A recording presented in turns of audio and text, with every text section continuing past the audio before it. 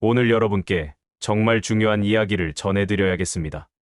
혹시 여러분께서 전세나 월세를 주고 계신가요? 그렇다면 오늘 이야기를 절대 놓치지 마시기 바랍니다. 며칠 전에 정말 충격적인 상담을 받았습니다.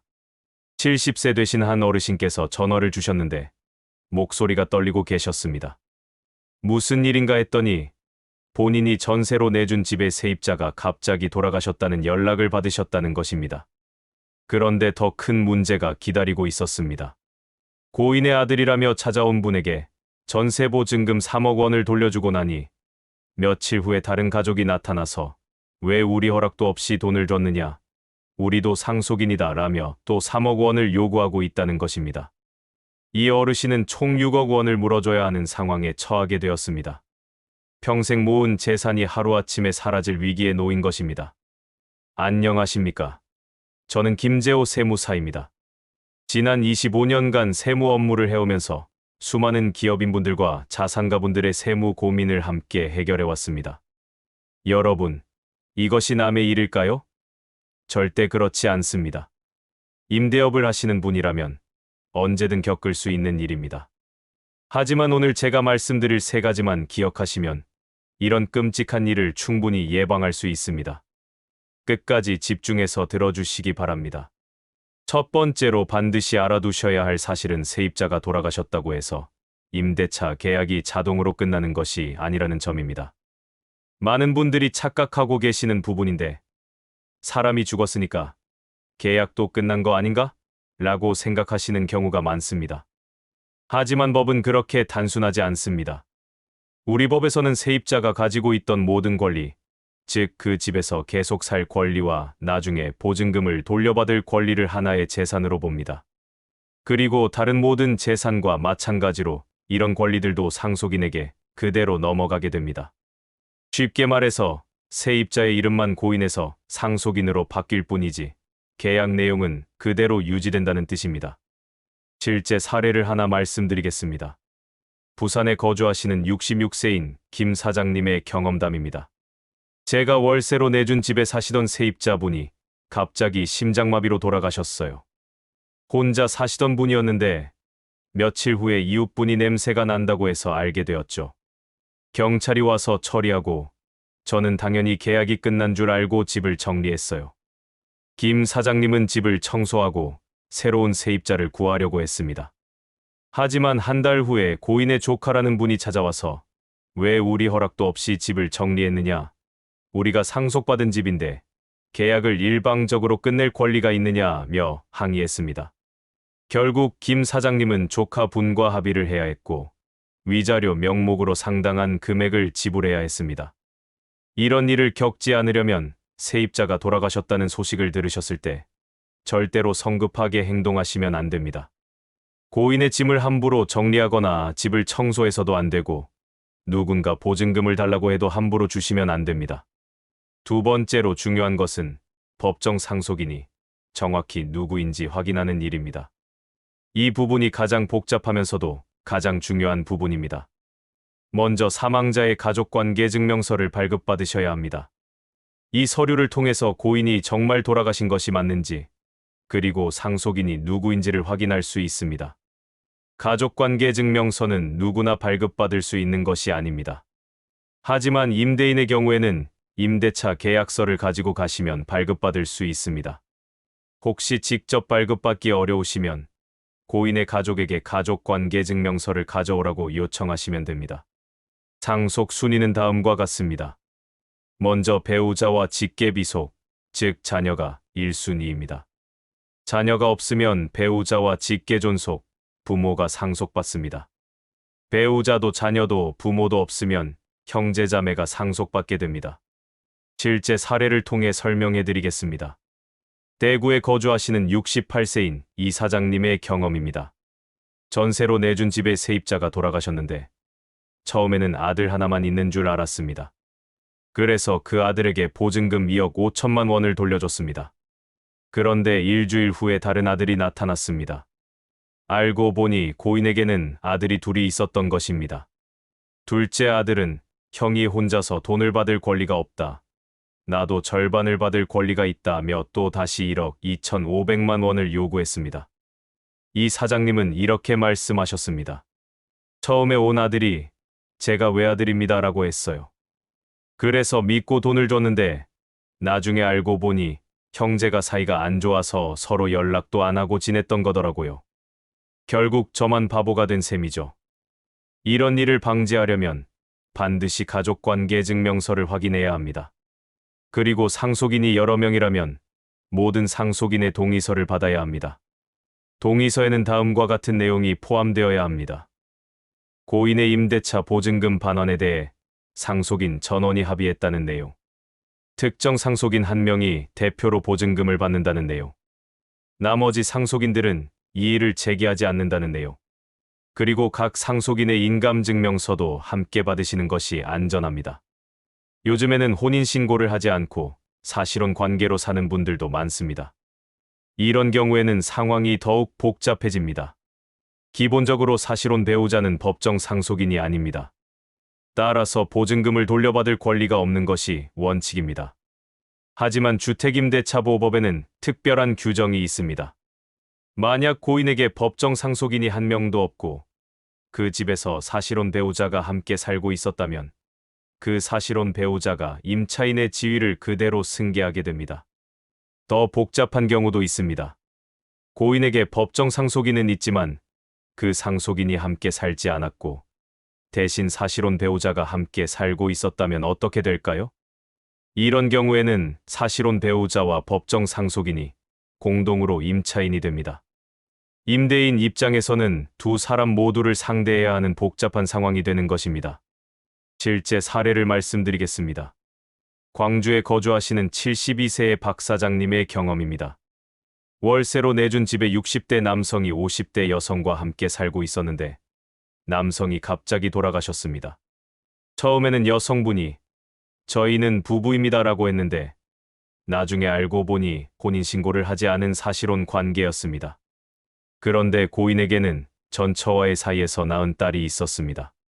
결국 사실혼 배우자와 딸이 모두 임차인의 지위를 주장하게 되었고 박 사장님은 누구와 계약을 유지해야 할지, 누구에게 보증금을 돌려줘야 할지 혼란스러워했습니다. 정말 복잡하더라고요.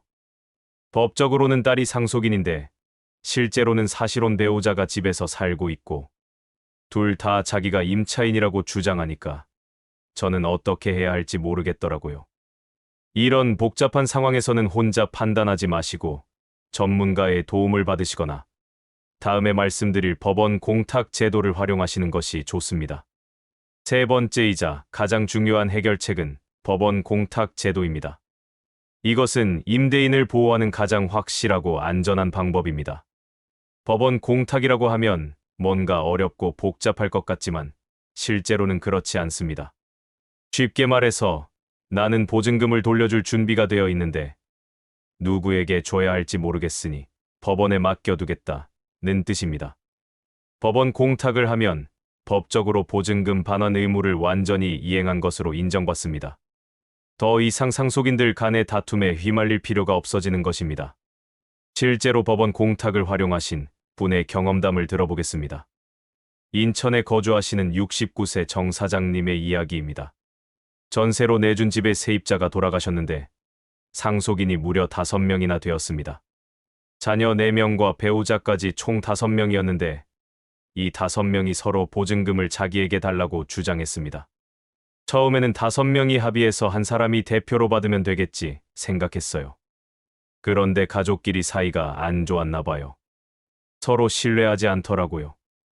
누구 한 명에게 돈을 주면 나머지 사람들이 문제를 제기할 것 같아서 고민이 많았어요. 정 사장님은 결국 법원 공탁을 선택했습니다. 변호사 선생님께 상담을 받았더니 법원 공탁을 하라고 하시더라고요. 처음에는 절차가 복잡할 것 같아서 망설였는데 막상 해보니까 생각보다 어렵지 않았어요. 서류 몇 개 준비해서 법원에 가면 되더라고요. 공탁 절차는 다음과 같습니다. 첫째, 관할 법원, 보통 집이 있는 지역의 지방법원에 공탁 신청서를 제출합니다.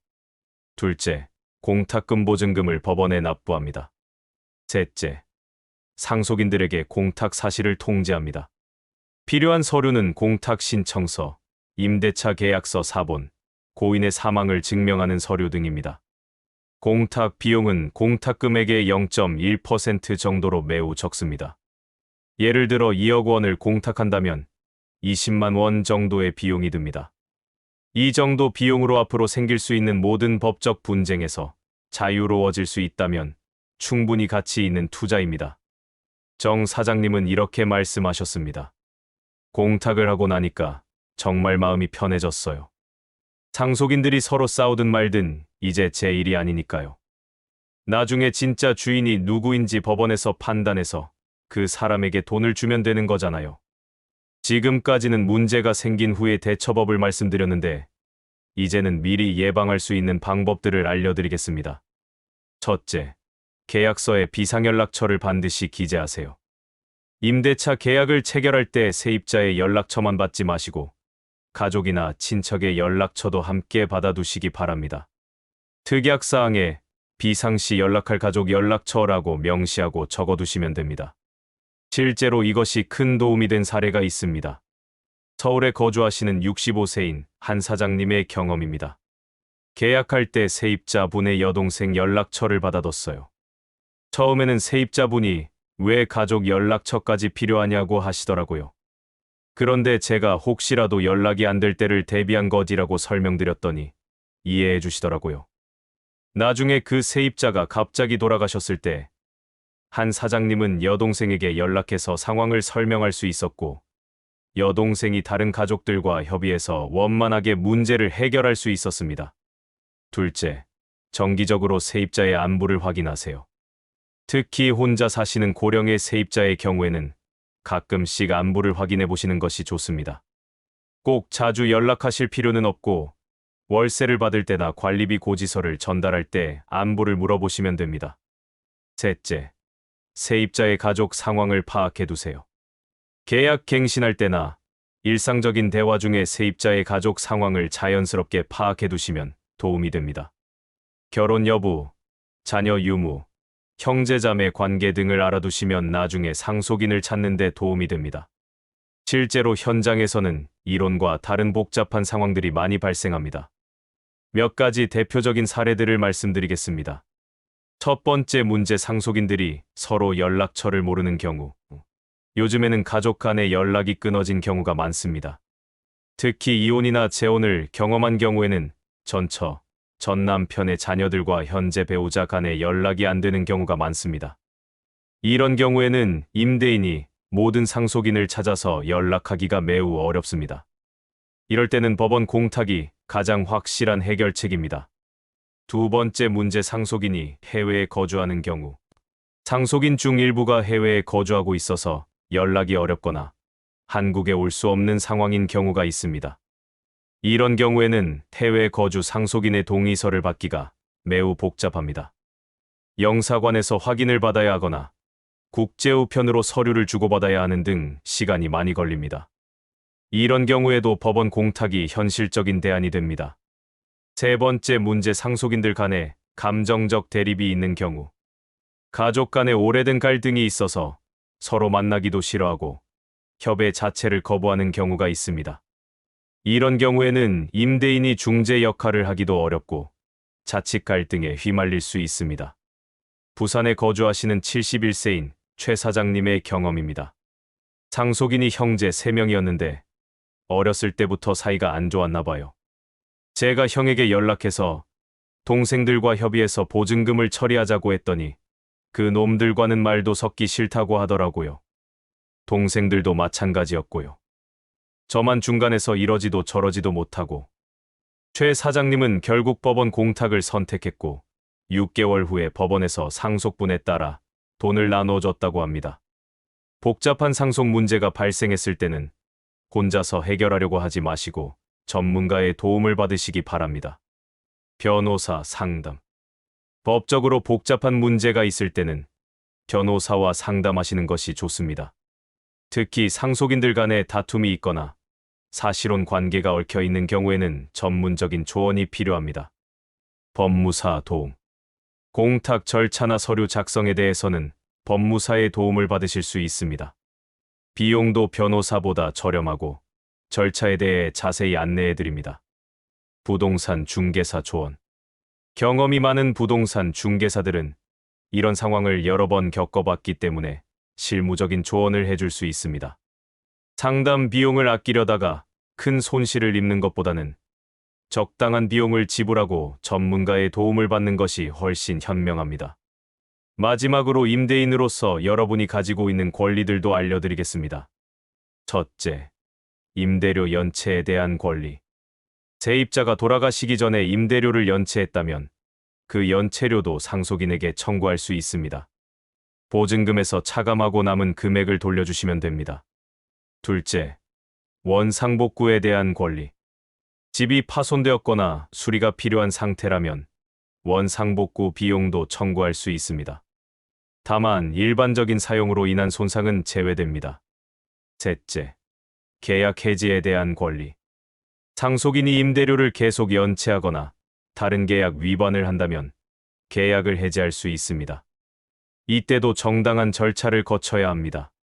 넷째, 새로운 계약에 대한 권리. 상속인이 계속 거주하기를 원한다면 새로운 계약을 체결할 수 있습니다. 이때 임대료나 보증금을 현실에 맞게 조정할 수도 있습니다. 하지만 이런 권리들을 행사할 때도 반드시 합법적인 절차를 거쳐야 하고 가능하면 전문가와 상의하시기 바랍니다. 오늘 말씀드린 내용을 정리하면 다음과 같습니다. 세입자가 돌아가셨을 때 가장 중요한 것은 당황하지 않고 차근차근 절차를 밟는 것입니다. 첫째, 임대차 계약은 상속된다는 사실을 기억하시고 함부로 집을 정리하거나 보증금을 지급하지 마세요. 둘째, 가족관계 증명서를 통해 법정 상속인이 누구인지 정확히 확인하시고 상속인이 여러 명이라면 반드시 전원의 동의서를 받으세요. 셋째, 조금이라도 불안하시거나 복잡한 상황이라면 주저하지 말고 법원 공탁을 활용하세요. 이것이 가장 안전하고 확실한 방법입니다. 그리고 평소에 계약서에 비상연락처를 기재해 두시고 세입자의 가족 상황을 파악해 두시는 것도 중요합니다. 마지막으로 복잡한 문제가 발생했을 때는 혼자 해결하려고 하지 마시고 전문가의 도움을 받으시기 바랍니다. 여러분의 소중한 재산을 지키고 불필요한 분쟁에 휘말리지 않기 위해서는 이런 기본적인 지식이 반드시 필요합니다. 오늘 말씀드린 내용을 잘 기억해 두시고 혹시 이런 상황이 발생하더라도 현명하게 대처하시기 바랍니다. 오늘 영상이 도움되셨다면 구독과 좋아요 부탁드립니다. 여러분의 작은 성원이 앞으로 더 많은 영상을 제작하는데 큰 도움이 됩니다. 임대업은 여러분의 노후 생활의 중요한 수입원입니다. 올바른 지식으로 안전하게 임대업을 운영하시고 편안하고 걱정 없는 노후를 보내시기 바라며 오늘 이야기를 마치겠습니다. 감사합니다.